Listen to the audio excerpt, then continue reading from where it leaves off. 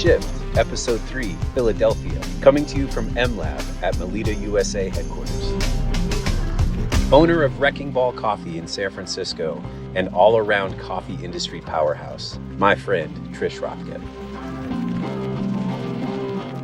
Every day he shows us the way. He's the guy every coffee person loves to see walking in the room. My dear friend, Lijewski. You know them as the heart and soul of Gimme Coffee Ithaca, New York, and now Senior Advisor for Coffee for Fairtrade International. This is Colleen Anunu. This is Nikisha Bailey. She owns WinWin Coffee here in Philadelphia and is also a big player in the music industry. Former owner of Intelligentsia Coffee, an architect of the direct trade movement, a coffee activist, and the world's best hugger, Geoff Watts. Equal parts entrepreneur, craftsperson, and community leader. This is Pham of Càphê Roasters in Philly.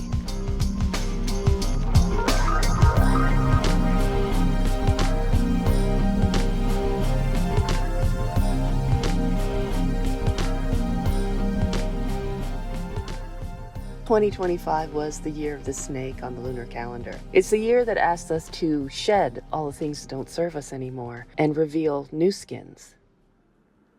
So I've been obsessed with this idea since the beginning of the year, the idea that this is the year of the snake in the lunar calendar.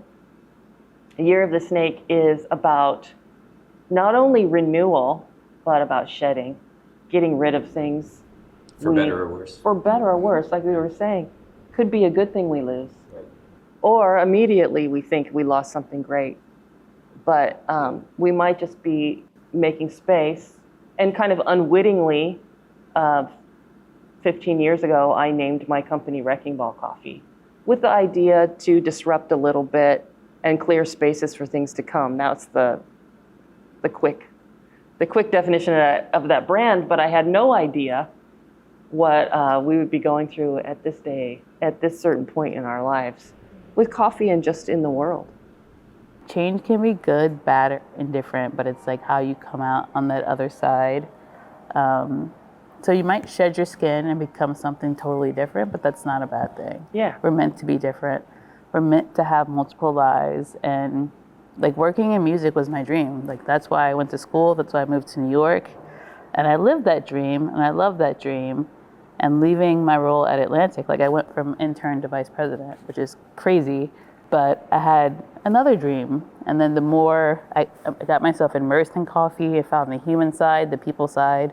I was like, okay, this is my new shedding of my skin. I'm meant to be in coffee. So for me, just change is always going to be there, and it's going to make you a stronger person. It's also kind of like finding, I've been hearing this term radical optimism. Even in like the worst case scenario, figuring out how to still walk away with joy in some capacity. Yeah. Well, there was this clip of a Colbert show going around where Nick Cave was on. I saw that. Yeah. Profound. I just saw that the other night. I'm gonna grossly have to paraphrase, what Nick Cave like very articulately and beautifully said, but he was like, when I in my younger days, being a cynic and hateful towards the world was so seductive. Mm-hmm. And it felt like the thing that was driving me. But it took a devastation in my life to show me that profound optimism that's the hardest thing to do, but also like the most fulfilling, and it's like, it's a pure act of defiance to be that hopeful in the face of misery. And like anything that you can do to show love or to perpetuate love, is really like, that's the warrior mentality. Yeah. A lot of people use anger or cynicism to drive their work, to motivate themselves, and they can accomplish a lot with it. I all of a sudden I feel like we're talking about Star Wars, the dark side and the light side. It is Star Wars. But Right. I guess it is. But it's, I mean, that kind of radical optimism, if you're able to internalize it, it can push you through almost any obstacle. There's been a lot of molting lately. A lot of institutions are kind of crumbling and others are gaining more power. And you've been a part of one of the biggest as of late, like one of the biggest news things in the coffee industry with the CQI and all that. Do you want to go there? Do you want to talk about that? We can definitely go there. I've certainly been thinking about it. At this point, it's come to pass that CQI sold the Q brand over to SCA, and it happened quicker than we thought. I think some of us believed it would happen eventually, but the way it was done was the part that was painful. And so then you have to say to yourself, is it one of those things we lost that we loved? Maybe not. Maybe it's okay to change. It's the perspective of whoever's taking in the news. Like, I'm curious too, and Nikisha, does this matter to you at all? Like, has like what CQI has done over the decades, does it affect you? Does the loss of CQI affect your day to day? Like, real honest, like, there's like a part of me, like, I don't even know what the hell you're talking about. And there's like this demographic in the coffee industry that is unaware, do not have the resources, are not considered in these conversations.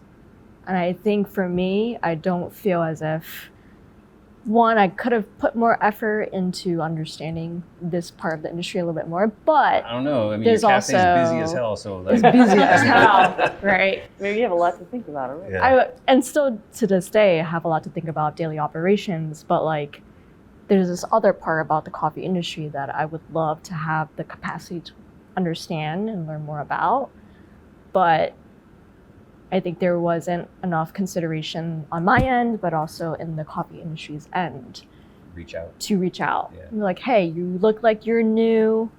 Here are the here's resources. some tools for you. Yes. Yeah, exactly. Some tools, Yeah. some free resources, a space like this near you in Cherry Hill, that could teach you a lot more about what is available and like what's going on. I think for me, when I first started in coffee, I've just always loved to learn. And like if I'm doing something, I want to try to learn about it. And then I know that comes from reading, from just talking to people. And so when we decided we wanted to be like a full coffee brand, I'm like, okay, I need to learn how to roast coffee. And I just Googled where do I roast coffee? And the SCA popped up. And I was like, okay, I can take classes through the SCA. I can take other classes. So I traveled home. This was during the pandemic. So it's like I could spend some time at home, learn how to roast coffee at home in St. Louis. And then that's how I learned about the SCA, just from a Google search of how do I actually learn how to do the thing I want to do. And so I think for me, the news isn't shocking. Like CQI is how you become like a Q grader, which I know is deemed as very important in the coffee industry. It's like being a sommelier. And it's something that I thought maybe I would do in the future, but again, I don't think it really affects me because I haven't been doing this as long to see the entire relationship and know the stories behind it. Yeah. And really the SCA for me has just introduced me to great people, you know, my first 4 or 5 years in. So that's all I know. Well, it's interesting as I'm thinking about institutions changing or going away altogether in the molting and the shedding. I'm starting to think now about what's the underlying idea and the reason that institution exists in the first place or existed. Because some things do in life outlive their usefulness. Yeah, sure. You know, and sometimes the world changes around an institution and the institution fails to evolve fast enough to keep up with its environment and ends up in a position where now it's not serving the idea effectively enough. And then in that case, you know, gotta go. Yeah. And so the question, when you think about all of these things, because ACE was, you know, and COE was in a similar position where the SCA at one point was trying to absorb ACE into its fold, and there were a lot of existential questions and conversations about, is that good? Is that bad? What does it mean?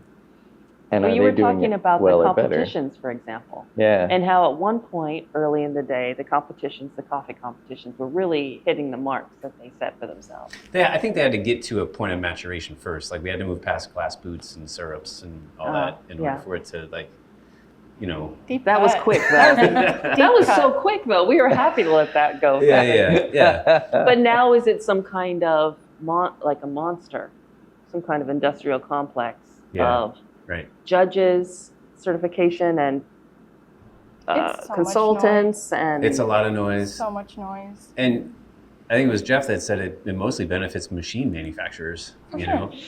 Yeah, I mean, you look at who puts all the money into it, you know, it's clear, you know, who's benefiting a lot from it. And, you know, obviously, we've seen so many great examples of that environment being a launching pad for individual careers. Not only on the competitor side, but like on the people that work on the organizational Everybody side. who Yeah. touches it. And we've also seen it serve as a space in which individual coffee professionals really find motivation to dig deeper, to hone their craft. I've seen like the neural connections that happen and the communities that form because of it. All those things are great. You know, all those things are great. But then on the other side of it, you see the cult of personality that sometimes emerges around it. You see that it becomes, in some ways, more exclusive because the stakes are getting higher and the cost to entry becomes more complicated. and a requires narrowing lot idea more. of what coffee is, Yeah. right? Yeah. Because Right. the coffees that win seem to be of a certain ilk or Well, there was a period when it was, you know, it was like the geisha factories. Geishas were everything. And, Not that you there's know, then anything there's a wrong period with with carbonic maceration coffees. And Yeah. so in a way, as a platform to push ideas up and It- techniques is very interesting. You Yeah. know, it's good, but I mean, it's everything is balanced, right? If it becomes a dominant centerpiece of an industry focus and the thing that captures the most attention, but yet it's still disconnected from 90% of what's happening in the industry, then the question becomes, How do I get invited? yeah, does to get invited? how to get does- invited, Yeah. or Does is this company thing even the know right how to thing show to up? serve the needs of the Or is this really The for whole- me at Right. all? Like, you know, Mhm. Am I allowed to be here? yeah. And it was cool that I think it helped generate a lot of interest in coffee. I mean, it's The ripple effects, Geoff. yeah, Think of the ripple okay, the effects of ripples, these the trickles, competitions. all of those, yeah. It might be a whack comparison, but it's almost like F1 to the auto industry, like competition to the coffee industry. Like Uh-huh. the needs of F1 provide innovations that make the cars go like a tenth of a second faster or stop a tenth of a second quicker. And 1% of that innovation makes its way to production vehicles. And like competition coffee is kind of that way. Like, you know, everybody's trying crazy ass things and like none of it's relevant to what you're doing at your coffee bar day in and day out. What you're doing on like the roasting side, you know, like none of it Yeah, is. but in that famous scene from Devil Wears Prada where the young woman gets chided for making a remark about the blue, have you seen that No. clip? And then Meryl Streep's character says, "You don't understand you're wearing that blue and you don't think it has anything to do with us, the fashion industry, but we set this wheel in motion Right. to where you're wearing that exact blue right Sure. now." And so that's where it's like, Tu worked bar yesterday, all day at her bar, right? What she does on bar happened 15 years ago Sure. at competition where I remember, and I don't think he would mind if I mentioned this, I met Dismas Smith in Oslo, Norway when he was competing for the United States in the Worlds. That was 2003, I think, 2002, 2003. And he was in the final and he made a fucking mess all over his station. And he looked at me and he said, "Trish, I don't know why I got such bad scores." I said, "Look at your station, man." The Norwegians aren't doing that to their Yeah, station, yeah. and the Swiss are, clean as a whistle. It's like, oh, and that was then. Yeah. And so that rapid best practices thing, and best practices happened because of ACE, it happened because of CQI, it happened Sure. because of SCA. And different all arms- of these, different arms of the all industry. of these parts of the industry contributed to what we know of as just business as usual now. Yeah. But it didn't exist 20 years ago. 20 years ago, we were a mess. Yeah, but look who sets the tone, like who was part of those the creation of those organizations. It's like, it's not from the majority of the world that actually produces coffee and like makes their bread and butter off of the production of coffee, you know? And so I feel like that's where we get lost so much. Where like, yeah, it could be compared to the F1 of the auto industry, but like, where's the competition to like celebrate mass transit? Like, that's what I would love to exactly. see instead. I think you also have Amen. to think about it too, just in general. Like even in the music industry, you see small, independent, cool labels look new, shiny. They have all the newest, coolest artists. A big label is going to circle you and offer to get you something because they're going to deem you valuable and they want access to that market. So like you always just see organizations just scooping up the things that are really important, that are really grassroots, and that are really meaningful because they want to tap into that, but it just loses everything. Because it's once it empty. happens. Yeah. There's no foundation to that. The foundation goes away. You know, the people go away. Speaking of the music industry, you're pretty well versed in like the nuance of it, the inner workings of it. Do you think now in the way the industry is set up, where there's not like the 4 major radio stations in every city that get like they're the ones that are pushing music to the masses, and no other way can you find music by instead of listening to the radio? Is the industry better now where that's irrelevant and people can just push out their messages and their music on their own? Like, is the industry better now because of that? I think it's different now. It's different because I think it's easier for artists to own their lane and own their voice and narrative because they have direct access to their fans. Like, you pick up your phone, you're connected to as many people as you need to be connected to. In that regard, it's a lot noisier now. I think there's like 100,000 songs that get released every day. So it's a lot harder to cut through unless you have quality, unless you have consistency. The coffee industry is kind of that same way right now, where it used to be the messaging was coming, at least in the States, from Intelli, it was coming from Stumptown, it was coming from Counterculture, maybe even Altera back in the day, but there was like a, and Gimme. Gimme. Don't forget. That messaging was clearer because there wasn't all that noise. And I don't know if that makes it any better, but it's similar. Like, there's a lot of noise. Nobody's moving. The industry's not moving in unison anymore like it was. And that's Is that okay though? I don't know. And that's like the molt. Like, here's where we are. Just because it's new doesn't mean it's better necessarily, right? So Yeah. The idea of signals getting lost in noise is something that's ubiquitous in today's world, right? With all the amount of information that's coming to us. different outlets. And in general, you know, having more signals and more opportunity, more sources of signals is very good. But when we talk then about the role of institutions, like a trade association or an advocate for a part of an industry that's built on a certain set of values, the question then becomes, is it part of that institution's reason to be to help collate the signals, pull the ones that find the commonalities, pull them together. Recognize the movement. Recognize the movement and help people collectively and collaboratively focus their energies on the things that are going to produce the outcomes that the movement says it wants. Right.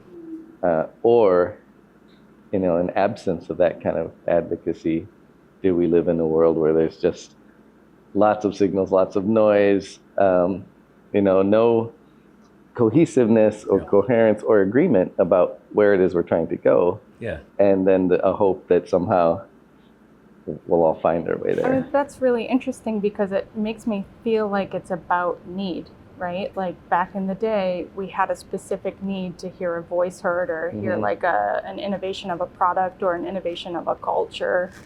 And does that exist anymore in the way that we need to broadcast it or have an advocate for it? Like with the NCA in the United States, the need around like lobbying the government hasn't existed for a while. We need that now. We needed information during COVID, which we didn't really get, like from a small roaster retailer perspective of, okay, what are other people doing? How are people surviving? What's the out-of-home coffee consumption trend? Like, when's the expectation to return to normal? Like, these sort of like big picture statistical analyses weren't coming from the membership organization that we. Well, SCA put out the cupping protocol, but it was completely useless for a person who had to cup coffee, unfortunately. Yeah. The merger of Europe and the States, it was supposed to be we would have more lobbying power. We would be able- But what do you think happened to someone who's If you're becoming a global organization, who are you going to lobby? You know, that's a country specific thing. But it was there was an advocacy portion to the intention of the merger, but I think it was to realize the possibility of specialty coffee worldwide, which has like no teeth, and that's why they never figured it out. And also this construct of competition, which keeps creeping into the dialogue about among nonprofit organizations or not-for-profit organizations are somehow competing with each other, which is a brand new idea to my mind. Why is someone talking about competition when it comes to nonprofits? Especially when people can't even make ends meet. You know, people aren't meeting their cost of production even, right? Not to mention the costs of all of the doing business that currently exists in today's marketplace. What is the point? There is good information coming from the community. I don't want this to frame like there's just not good ideas in the community. It's just they don't have the right amplification. You know, like really great information from Eric Grimm about what to do when ice comes into your cafe. Beautiful information, Amazing. but it's one person. You know, it's like, what's that Horton Hears a Who, Dr. Seuss book? You know, it's like we need to critical mass, you know, to come together to get the good information out there. But who curates the good information? Well, and that's just it. You know, I mean, and that's part of what Oscillations was launched, is this recognition that there are so many amazing communities of people around the world, localized and, you know, spread across the whole global geography, but they're not necessarily collaborating with one another. And so they're making great progress within their domains, they're innovating, they're finding successes, they're also sometimes getting crushed by, you know, mainstream, you know, commercial interests that come over and have and are able to present a simulacrum, kind of a, you know, a wolf in sheep's clothing, say a product that looks and feels like the thing that everybody's selling, but is simply just dressed up to be that, and in fact it's fool's gold, not real gold. And there's a question about how these communities and all the work they're doing and the progress they're making can be aggregated and put together into where there's a more common voice, a global voice, and global advocacy that can help crack through some of the opposition that's coming from the co-opting of messages. Do we need the global also? Because two is got a banging business going on. But already you admitted that you didn't know where the resources were and almost felt like it wasn't yours. No. So and yet probably never, 6 months ago when we were getting information that ICE was entering our city, SCA is not the space where I would go to find more information. I'm gonna go to people I trust in my community, your community to get answers. And it's just unfortunate as somebody in the coffee industry that I don't have this resource that I feel confident in to immediately find information to support my employees. When I think of an institution like the SEA, I think I realize that it can't be everything to me that I need it to be. I have to find the parts that it can give me and then branch out and find other things. And so it's led me to incredible people. I've found incredible brands. Like, I'm just surrounded by coffee, which is incredible to me. And so I'm not sure what it would take for, it to take that bold of a stance, unless the members really pushed it to do so and held them. Yeah. I mean, I don't think it could. No, Yeah. just like, the strategy is neutral network. The neutral network so that you can do exactly as you did. Whereas back in the day, it wasn't like that. It was a true membership organization. It was spicy. We were very lot interested of, in democratized information. It was teaching each spicy. other. I mean, there was, I don't know, you guys Can you remember. explain what spicy. So there was back then. a former president of the SCA. His name was Paul Càphê, who, like, polarizing figure. Thanksgiving coffee? Yeah, Thanksgiving. The fountain at NOLA. And he, blood fountain? at one point, in advance of the start of a coffee convention in Berkeley, organized a whole group of people to come with buckets of red paint and throw it all over the steps of the White Building in protest of what was happening in El Salvador, and effectively telling people, we're a specialty coffee association that stands on these values. For everybody. For everybody. Yeah. How can we not address the fact that this coffee itself is financing some of these atrocities? And that kind of stuff would never happen today. Right. Obviously, but I think that captures the spirit of most coffee people, and like not having it's not a governing body, but not having a big institution like that have the same personality it's a heartbreaker. Well, it's not of the people. I don't think that not buying of the people. I'm willing to say we don't need those anymore. If we don't need to have one voice in an institution in that way, like in the way that ACE or CQI or SCA back in the day really had something to say and a way to galvanize everybody onto a message. We could say they've done the work. We could say the work is done in that way, because Nikisha and who aren't terribly involved, they weren't part of the Roasters Guild, they weren't on, the Tech Standards Committee. They don't even know what those things were. They weren't part of the education committee back in the day of SCA. They weren't. If they are thriving in their businesses, right? Because the work was done a while ago. Yeah, and it doesn't really need to stay as an institution. And now that the fader is moved, a little bit, to your point in like earlier episodes, people can now do exactly what they want to do in their cafes, because there's not like a unified front of like what is cool and what specialty has to look like. And so you have all the freedom in the world to do what you want to do. You've got all the freedom in the world to do what you want to do, because there is no like common fashion about what coffee needs to be anymore. And that is the best thing about today's environment. And this is just my brain's a little perfectionist sometimes. I like to just know that I'm doing it right, or to some standard, because for somebody who is new and still learning, it's nice to know that if I do need to go take a class or brush up, which obviously I can do it on TikTok, but there's also this place I can go to and formally educate and learn. Some guardrails, but plenty enough room to do a U-turn if you want to. I like a little guardrail situation. Yeah. The guardrails are critical. Yeah. I mean, here's the thing. Like we have this thing we call specialty coffee. And it's special for some reason. Yeah. Which still sometimes lacks coherent definition. But I think fundamentally there has to be a set of things that we're able to collectively say, this is not okay.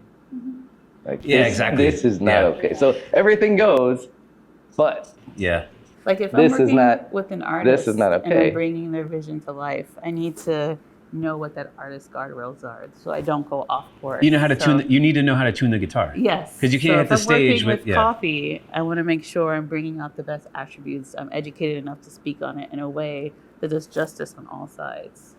And that's so here. I mean, music is the perfect analog in terms of distribution of rights and equity and value and remuneration. But that's one of the lines.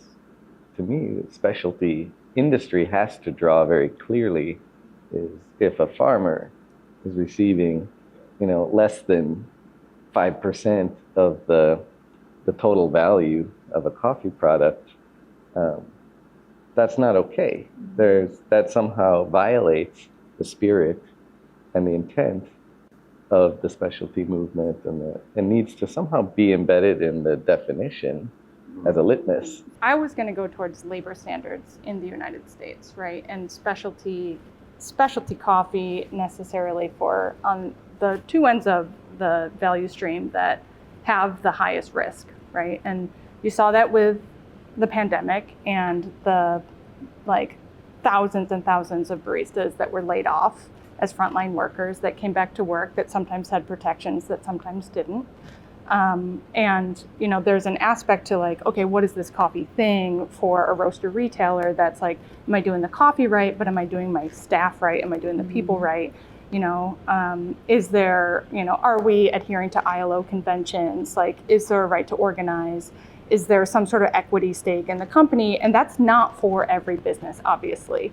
But like when you have an organization that's like or an institution that's focused on, all right, well, like, let's just talk about how to run your cafe, like how to manage your COGS, like learn how to read a P&L, like cool, great. Like, this is like to the point of like, is this institution necessary? Like an institution that, to Geoff's point, is like taking these seemingly disparate communities with their own priorities and amplifying them and sharing information for mutual benefit. That's what we're lacking. Like, we're not learning from each other and our best standards for ourselves. And I would love to see that come more and more to fruition, because like there's stuff that like we've done at Gimme for the cooperativization of the organization, a 20-year-old organization that like, that doesn't happen very often in this industry right now. Complete reinvention. A complete reinvention, which is great, and it's like working, but it wouldn't work in every single context. Like it depends on your debt, it depends on like how your company is structured, whatever. But we can talk about it, and people can get their ideas for how do they want to reinvent their business, because right now I'm seeing like a complete lack of imagination around that, other than I'm going to focus on my community. I'm going to focus on my neighborhood. I'm going to focus on my culture. Like I'm going to do this thing that like is right for me and my mission. But yeah, that's what I would love to see more of in the specialty world, is like, how do we aggregate together and cooperate? You know, you're talking about like co-opting, but I'm talking about co-oping. So Like I would love to see more cooperation in our individual strategies for success. And what does that look like? How would it find you? You talk about your community a lot. You talk about serving your radius. You're serving your neighborhood, which is a different way. I shed all these other things in my life recently, and now I'm focusing just on the people around me and serving them best, and not really locking into the whole. That's why you kind of got away with it this whole time, right? Yeah. You didn't have to worry about everything because you were focused on I was just people. trying to do my thing. Yeah, do you? Just doing what I believe is the right thing. And obviously there's guidelines that I tried to follow to the best that I could, and just doing what I felt kept the culture going and would build the culture, and to teach my team how to foster that culture as well themselves. And I think this conversation comes up a lot between the team, but also people who come in when they see that I have the same team.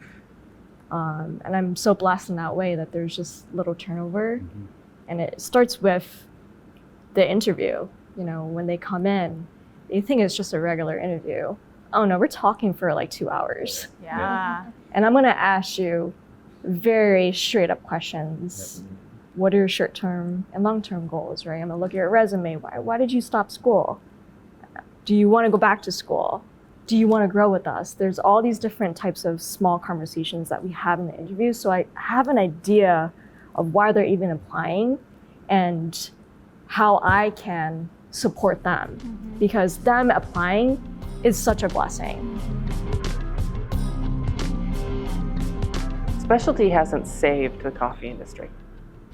Third wave hasn't come close to saving anything. No. I mean, it's barely moved the needle in terms of producer livelihood. We were also told this about fair trade and specialty. We were told fair trade is unfair. We were told certified organic is unfair to farmers. We were told a lot of things to kind of separate ourselves from institutions that were a little bit too what? What were they? Too figured out? That we couldn't be mavericky enough Like we had to be mavericks. We had to be outlaws Yeah, in yeah. coffee. Like Two- you two- can't follow. Two had to China guardrails, maybe? Yeah, yeah. that Like anything to have a capitalist list of. mentality of Yeah. like, I'm the individual. You can't tell me what to do. I'm gonna go figure it out. I'm gonna be better than you, and I'm gonna pay more than your minimum price. Yeah. If I never hear, oh, we pay more than a minimum price, I'm like, do you know the definition of minimum? And the streak of anti-co-ops. Yeah. Like Oh. buying for cost. My former Same. partner one time I was tasting all these Guatemalas, and I'm like, we're buying this one, and he was like, yeah, but that's a cooperative coffee. I'm like, Oh. it cups better than all these other plantations. Hell yeah. I would And- much rather buy from a cooperative than buy like a 2-point higher coffee from an Well, and, individual you know, estate. I loved, I was an outspoken critic of Fairtrade at various points in my life, my career, and would still, stand behind a lot of those criticisms, most of them. And one being the fact that a single price matrix just does not compute when you look across the broad diversity and complexity of landscapes and production costs. It just doesn't work. And then the other is that it did it at times. It was one of the Achilles heels, I think. It enabled some forms of coffee washing, of organizations to do just enough Just Oh, greenwash. yeah. people. Oh, green- yeah, I see to what you're basically saying. Yeah. deflect any other criticism Yeah. and say, hey, Kind of like buying carbon credits. kind of, Yeah. yeah. And that's true with any. It's incredibly hard to build a certification program that can cover such a broad diversity of places and people and organizations and serve them all But don't equally you well. also think it's about control?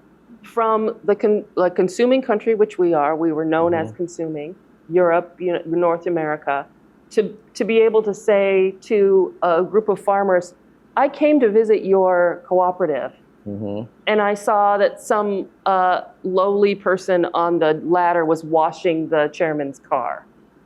So there's corruption here. Right. And so therefore, I'm going to come from San Francisco, California, and call your co-op corrupt because I saw things that were uncomfortable. Yeah. They're fully realized grown human beings that can run their co-op the way they want to run it. Right. And this was part of that, right? This was our way of saying, like, we shouldn't let them decide too much about their own lives. Oh, yeah. Do you agree? Yeah, that's that neo-colonial mentality. Yes.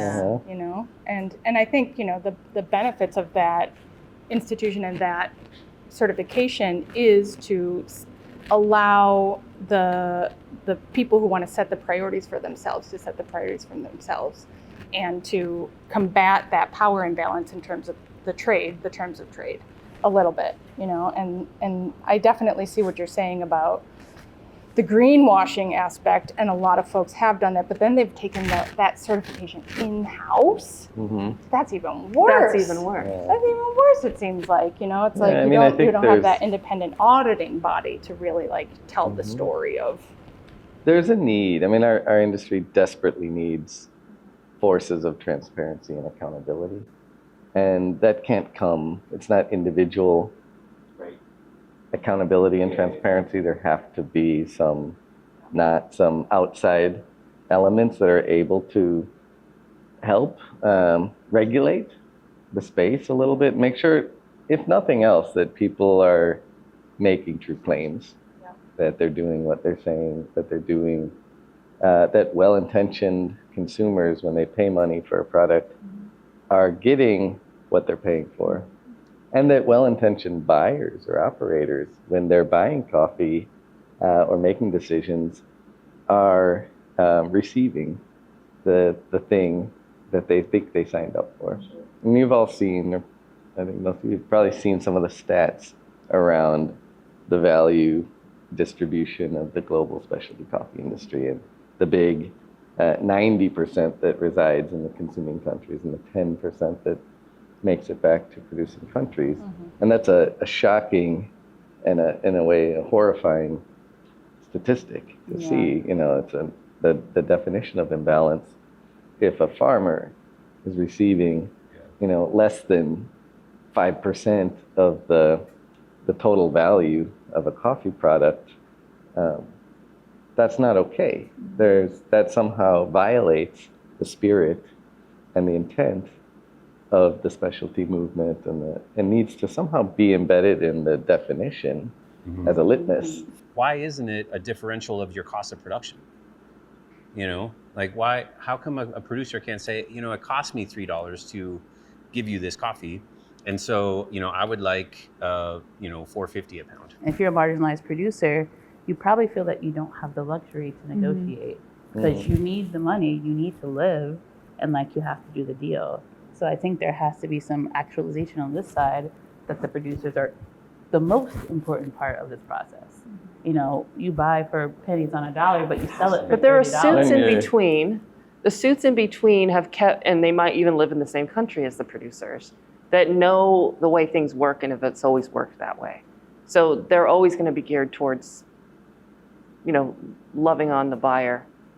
Yeah, and what you're talking leaving about, all I mean, people it's the music industry, you know, the history, the artist, the singer, the one who's making this, the creator, you know, is sadly long been in the weakest position to negotiate for themselves, and it's certainly true across all of the producing landscape, outside of the ones who've managed to, you know, connect with the marketplace directly and establish a name for themselves. But, you know, to your point earlier, Jay, about the question, why can't this be differential tied to cost of production? I think that answer is easy. The data is not there. I mean, most farmers have a hard time telling you what their cost of production are. Most are living hand to mouth, and really it's just, is there enough money at the end of the crop or not? It's not a matter of say, hey, if you pay me $3.65 for a pound of coffee, which translates into X number of pesos colombiano for a carga of parchment coffee, that will be enough for me to cover the costs of my labor. And most are not in a position to do that, and so everybody's guessing a little bit, and it becomes a buyer's market. You know, I was a buyer for years and years and years, and I was tried to do the right thing. I was believed I was paying the right prices. But at some point later, I started to learn what I didn't know before, which was that, especially in the cases of smallholder aggregated coffee, which is way more complicated, the differences in production costs, even region to region within a single country, could be so variable that what was a great price here was actually a very mediocre price over here. Right. But nobody could tell us that at the time, and even today it's hard to find that. And there's very few tools that are out there to dig in to what is the real cost in order to allow us to then build from cost up. To me, the most exciting thing that's happening in the world right now is more local domestic consumption and specialty coffee shops in the countries that grow coffee, and appreciation and the entrepreneurship that's happening there. And, you know, that's the dream state. Like, some point it gets to a level where the international buyers now have to fight with the local buyers just to get access to the coffee, and that the value goes up for farmers. But I think, to Colleen's point, there's still going to be, you know, decades between where we are today and that state, because the value of the foreign currency is still so high. The export markets are still so important for, you know, for the volume that's being produced in those countries. So until either volume shrinks dramatically, which could happen through climate change, sadly, or until domestic consumption matures to such a point, and those economies also mature to such a point where now we can say to the foreign buyer, you know, you can come buy my coffee, but I'll tell you what the price is. You know, I mean, that will be a glorious day. But I think that's still decades away. Part of the vision of this is that sometimes people have viewing parties and they keep it going. That's what in my mind, people are doing that. And one of the things that we like to do is talk about ways to keep inspired. We remember we remember a person, an entity, a thing, something, and it doesn't have to be a person. In episode 1, if y'all go back and watch that, you'll see that Jay made a shout out to Nikisha. Yes. And here she is sitting here with us today. Geoff had a good one earlier today that brought some water into people's eyes. Stop it. Yeah. You want to do that one real fast? On the flight up here, I was watching the episode. I saw the shout out section, and I started to think, who's inspired me in coffee? Who are my heroes in coffee? And who do I think has just done amazing work in coffee? And the person who kept coming back into my head and staying there was you, Jay, because you're one of the few people I know in my whole life that has been a constant beat, through good, through bad, you've been in a lot of places, you've moved through a lot of coffee spaces and organizations, and everywhere you've gone, you've been a source of light. You've been a positive influence, a positive energy, a calming voice as well. In the raging seas, you've been a calm presence and a steady, always humble, always willing to listen kind of force. And you've inspired me over and over and over again throughout the 18 years we've known each other. It's been a while, huh? Thanks, And, man. I'm grateful. I love you, man. You're a brother to me, and you always will be. And hearing those words means a lot to me.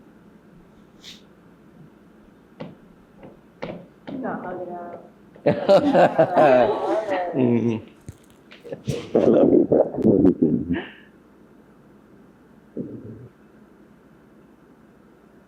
Well, Geoff took my answer, so I don't have any. Do you have someone in mind? Nikisha? I'm going to shout out Geoff. And I think Geoff already, I don't know if Geoff knows this, but the first coffee competition or official cupping I went to was in Colombia. And I met Geoff there. And I was a little out of my element. It was like a bunch of buyers.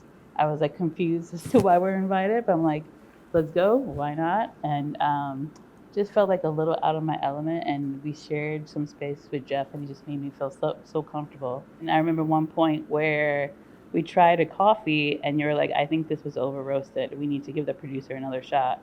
And that just made me feel like nobody else seemed to really care, but you I don't know if it was courage or you just had the voice to stand up and say something. And I respected that so much. And even just like hearing you speak about coffee, I feel like it's like poetry. And I'm like, how can I emulate that or learn how to be like that? And so you've just been a big beacon for me as I build my business. Oh, thank you. Nikisha. Look at this love fest. I know. This is a good group right here. I'm gonna break the trend of talking about people in the room. It's no secret I've been an open book about some of the health stuff that I'm going through. There's a person in the industry who's dear to me that's also going through some stuff right now, and it's Gabe Boscana. Gabe, I've known for a long time. We were co-workers at Intelli Echo back in the day, and Gabe is going through some kidney stuff. He's having to relocate to Texas to get that taken care of. Gabe became a brother to me, and I've always been somebody who has been like open and receiving to all walks of life. But Gabe blew my mind when he told me that he transitioned. I was never that close to anybody who had transitioned before, and while I was accepting of that process, it never really hit home to me. It just, if anybody ever fucked with Gabe, I would have a hard time controlling myself against that person because I love Gabe so much, and it blows my mind that there can be that kind of hate just because of someone's decision to live their true life. And it was Gabe who showed me that, or like really drilled that home for me. And seeing Gabe go through some hard stuff health-wise is really difficult, but I love him, and I know that he's gonna pull through. Sending hugs to Gabe right now. Mm-hmm. Loving you, Gabe. Love you, Gabe. I'm gonna take that baton because I also worked with Gabe at Gimme, 2007, 2008 timeframe. There would be no Gimme today without the way that Gabe came in and we worked together. I would say that the people and the institution that actually changed my life, Green Mountain Coffee, Rick Pizer changed my whole trajectory after going to Symposium in probably 2010, 2011. He released the After the Harvest documentary video. It changed my whole outlook on what's important in specialty coffee and what I need to be focused on as part of like something that's taking up a majority of my time in my life. When you're working with communities that don't even know how to can their produce and are facing those thin hunger months, it's just mind-boggling to me in terms of like what we're actually trying to do here. So, you know, the whole Green Mountain crew of that time, Rick and Lindsay, Ed Canty, who's now with Cooperative Coffees, they changed my whole outlook on, you know, what this coffee thing is all about in terms of the trade aspect. I do get the question a lot of who got me into coffee or who taught me how to roast coffee. And in 2018, I think at that time I was just so, I don't know, oblivious and naive and was just kind of like, I just need to do what I need to do and I'm just gonna YouTube. Mm-hmm. And when I looked up how to roast coffee on YouTube at that time, I think the only thing that popped up, or the only two things that popped up, was Mill City Coffee Roasters that had like YouTube tutorials, and then Cat and Cloud. I started following Cat and Cloud Coffee. And I think what I got from them specifically was probably two things. One, what coffee roaster to buy, which was a San Franciscan, and I love. I remember that episode. Yeah. And then what I got from them overall was how to define my own definition of community. Like, what does community mean to you? It can be just the people who come to your space, the people in your neighborhood, the people in your city. It can mean so many different things, and I think they gave me the kind of the privilege to just let it rip. Let it rip. Yeah. I want to give a little, I could speak volumes about this person, what he's done for us in this moment, actually. And that's Dan Paps of Melitta, who is at one point they decided they wanted to have a little showroom, kind of a place to show off machines and some, like a little area here at Melitta to show the product. But he took it one step further with an eye on community, with an eye on education, because that's where his heart is. It's where his heart's always been. And I was talking to him last year just about a whole different subject entirely and just hanging out with him. And he told me that there was going to be something called MLab.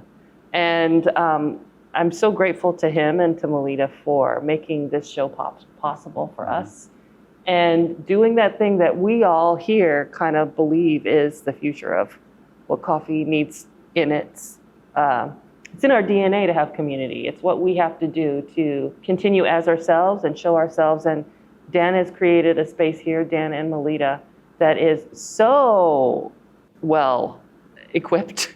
If you could see what I'm seeing in my line of view, you'd be more than impressed. And I've seen training centers all over the world. I've been fortunate enough to see places and be places and see how people put together a space to cup or to learn about coffee. And this is world class here, right on the outskirts of Philly, where everyone can use it. And I think he offered it to and Nikisha and everyone. You're not getting rid of me, Dan. I'm looking forward to coming here for many years. And I just think Dan got his heart in the right place. He knows what he wants. He knows what he wants for coffee. And I'm on his team.